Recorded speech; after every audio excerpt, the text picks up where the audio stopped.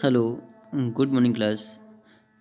Now today's topic is abiotic factor. हम study कर रहे हैं चैप्टर 13 ऑर्गेनिजम्स एंड पॉपुलेशन। तो इसमें एक टॉपिक है response by their abiotic factor. तो मतलब ये abiotic factor also respond to the response to of an organisms. तो ये ऑर्गेनिजम्स को अफेक्टिव करते हैं और इसे इंटरेक्ट करते हैं विद ऑर्गेनिजम्स। तो डिफरेंट टाइप से के अबाइटू फैक्टर्स होते हैं। Temperature, light, water and soil, also soil. Okay, तो these are interact with the living organisms. एक वर्ड सुना होगा ecosystem. Ecosystem and the interaction between biotic and abiotic factors. So these are abiotic factors also interact with the organisms living beings, and these are very effective to the organisms. तो सबसे पहले हम temperature की बात करते हैं। तो different areas में डिफरेंट और टेम्परेचर होता है और जो कि ऑर्गेनिजम्स को इंटरेक्ट करता है और ज़्यादा वेरिएबिलिटी देखने को मिलती है। तो जिसमें हमने म्यूटेशन भी पढ़ा है। तो म्यूटेशन तो ये टेम्परेचर है या अनदर अबाइटिव फैक्टर्स है, ये इफ़ेक्ट करता है हमारे जीन मटेरियल को इफ़ेक्ट करता है और मतलब जीन में कुछ चेंजेबल होता है और म्यूटेशन होता है जिससे ये कुछ करेक्टरिस्टिक्स में या कुछ उसमें क्या होता है अफेक्ट हो जाता है और जो कि जनरेशन ये ट्रांसमिट होता रहता है और एक समय ऐसा आता है बहुत ज़्यादा वेरिएबिलिटी ऑर्गेनिजम्स में देखने को मिलती है। ठीक है, तो टेम्परेचर ये ऑर्गेनिजम्स को इंटैक्ट कैसे करता है। अगर प्लांट्स में देखेंगे तो एक मैंगो प्लांट्स होता है। मैंगो, तो मैंगो आपने देखा होगा मतलब मोस्टली मतलब डेजर्ट प्लेसेस में या फिर जहाँ पर टेम्परेचर ज़्यादा होता है, गर्मी पड़ती है, तो वहाँ पर मैंगो प्लांट्स अच्छे से होता है। और जहाँ पर जो हिल एरियाज होता है टेम्परेचर लोअर रहता है, कम रहता है, वहाँ पर मैंगो प्लांट्स नहीं हो सकते हैं। कुछ अनदर ऐसी प्लांट्स जैसे हिल एरियाज़ में कुछ ऐसे प्लांट्स होते हैं जैसे एप्पल है और मौसमी है, ऑरेंज है। तो इस टाइप से हिल एरियाज़ में जो सरवाइव कर जाते हैं या फिर हमें टेम्परेचर के अकॉर्डिंग ये अच्छे से ग्रो एंड डेवलपमेंट्स करते हैं। तो ये जो डाउन प्लेसेस होता है या फिर जो हायर टेम्परेचर या डाउन प्लेसेस में जहाँ पर टेम्परेचर ज़्यादा होता है तो ये प्लांट सर्वाइव नहीं कर पाते हैं, अपने आप को इस कंडीशंस में अडेप्ट नहीं कर पाते हैं। ठीक है, तो अगर ये देखेंगे ये ऑर्गेनिजम्स को क्या करता है, एंट्री करता है और इफ़ेक्टिव करता है। दूसरा क्या है, लाइट। तो लाइट की बात करते हैं।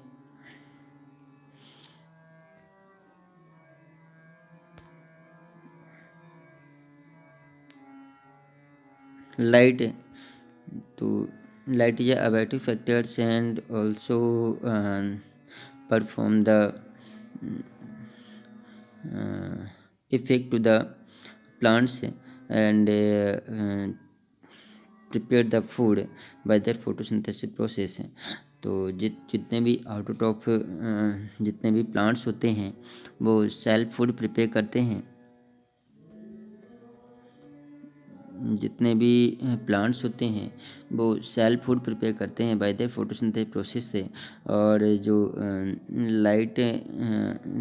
लाइट किससे मिलती है? सन से मिलती है। सन में जो सनरेज होती हैं उसमें सोलर एनर्जी होती है, जो कि ये जो प्लांट्स होते हैं, प्लांट्स से ट्रैप करते हैं। प्लांट्स में जो क्लोरोफिल पिगमेंट्स होता है, ये क्या करता है? लाइट सनरेज को, सोलर रेडिएशंस को ट्रैप करता है। और solar radiation is a physical energy and in enter in a plants या leaves and convert into the solar energy, convert into the chemical energy। ठीक है, तो ये केमिकल एनर्जी में कन्वर्ट हो जाता है। And also prepare the food by their photosynthesis process and also known as photosynthesis. Okay, तो ये क्या बनाता है? फूड बनाता है। और जो प्लांट से फूड प्रिपेयर करते हैं उन्हें क्या बोलते हैं? ऑटोट्रॉफ कहते हैं।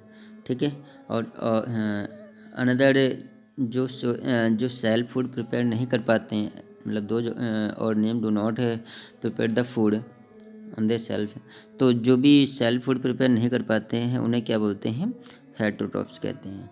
तो अनदर जितने भी एनिमल्स हैं, तो प्लांट्स को छोड़कर, प्लांट्स किस में आते हैं? ऑटोट्रॉफ में आते हैं, ग्रीन प्लांट्स। एंड अनदर जो एनिमल्स होते हैं वो हेटरोट्रॉफ्स होते हैं। और तो ये जो सोलर रेडिएशंस होती हैं, इनमें क्या होती है? एनर्जी होती है, स्टोर होती है sun rays in the form of ATP.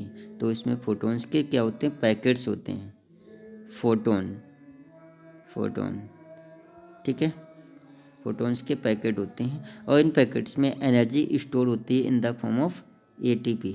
तो ATP is energy, adenosine triphosphate. और जो ओके, तो मैंने अनदर जैसे टेम्परेचर हो गया, लाइट हो गया, या फिर सॉइल हो गया। Next about factor is soil. तो soil is a most important abiotic factor, and these are need to grow and germinate करने के लिए, प्लांट्स को ग्रो एंड जर्मिनेट करने के लिए बहुत ही आवश्यक है। अगर सॉइल नहीं होगा तो प्लांट्स और ग्रो एंड मतलब प्लांट्स जर्मिनेट नहीं हो पाएंगे, फूड का प्रोडक्शन नहीं हो पाएगा। एंड अनदर सॉइल में कुछ न्यूट्रिएंट्स होते हैं, मिनरल्स होते हैं, प्लांट सॉइल में ही होते हैं। ठीक है, तो न्यूट्रिटिव सब्सटेंस या फिर एलिमेंट्स देखते हैं, तो जैसे कार्बन है, सल्फर है, फास्फोरस है। डिफरेंट एसेंशियल और नॉन एसेंशियल जो एलिमेंट्स होते हैं वो किस में होते हैं? सॉइल से ऑब्टेंड होते हैं, या फिर मेटल्स या नॉन मेटल जो भी होते हैं वो ऑब्टेंड फ्रॉम द सॉइल। तो ये जैसे आयरन है, आयरन हमारी बॉडी में क्या करता है? ब्लड के लेवल को इंक्रीज करता है। तो आयरन किससे ऑब्टेन होता है? सॉइल से ही ऑब्टेन होता है। फास्फोरस है, तो फास्फोरस हमारी बोन्स को स्ट्रॉन्ग बनाता है। तो फास्फोरस भी इनऑर्गेनिक एलिमेंट्स है। These are elements, all elements obtain from the soil. तो कुछ एसेंशियल एलिमेंट्स होते हैं, कुछ जैसे NaCl है, सॉल्ट है, Na सोडियम, Cl क्लोरीन। तो NaCl सॉल्ट जो होता है हमारी बॉडी के लिए बहुत ही आवश्यक होता है। तो दीज मतलब mostly elements, essential non essential elements mix with the soil, and soil most important abiotic factors for environments. ठीक है, या फिर फॉर देयर लिविंग, तो लिविंग के लिए बहुत ही आवश्यक है। ओके, तो सॉइल हो गया, टेम्परेचर हो गया, तो टेम्परेचर हो गया, लाइट हो गया, और सॉइल हो गया। नेक्स्ट है वाटर। तो वाटर भी लिविंग ऑर्गेनिजम्स के लिए बहुत ही आवश्यक है। अगर वाटर नहीं होगा तो अर्थ पे लाइफ सरवाइव नहीं हो पाएगी। तो these are in the form of presents in earth in the form of liquid, and about 70% water on the earth. तो in that different functions perform abiotic factor for their earth, for their life. ठीक है, life के लिए ये जो अबाइटिव factor होते हैं बहुत ही आवश्यक होते हैं, और जो कि डिफरेंट पर्पज़ के लिए परफॉर्म करते हैं। ठीक है, ओके, थैंक्स स्टूडेंट्स।